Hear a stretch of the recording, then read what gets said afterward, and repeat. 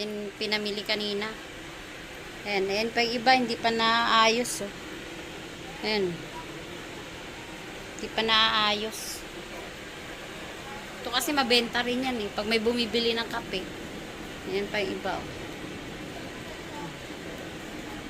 Pag may bumibili ng kape, mabenta to. Cherya. Ayusin pa natin yung iba. Si Scorpio 08. Siya naman ngayon ang nag-aayos. Palit naman kaming dalawa kasi natapos ko na yung sa akin yun. Hindi natin matambakan ng maayos kasi hinati na namin tong ano eh, yung kapihan ng anak ko. Andito din kasi ayan. Ayan. Kaya kailangan pag matumal ang kapihan lalo pag tag-ulan, ito naman tayo ngayon sa sari-sari store yan. Kailangan kasi natin talagang gumalaw ng ano dahil alam mo naman dito lahat natin kinukuha ang mga pangangailangan natin sa ating pamilya.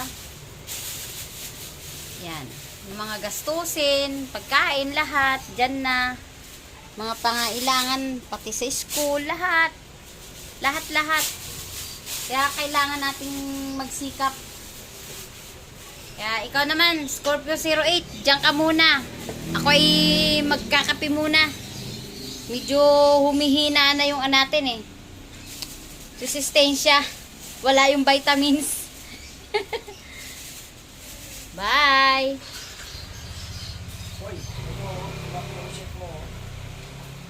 Ayan, magmerienda tayo. Ayan, takoyaki. Oh.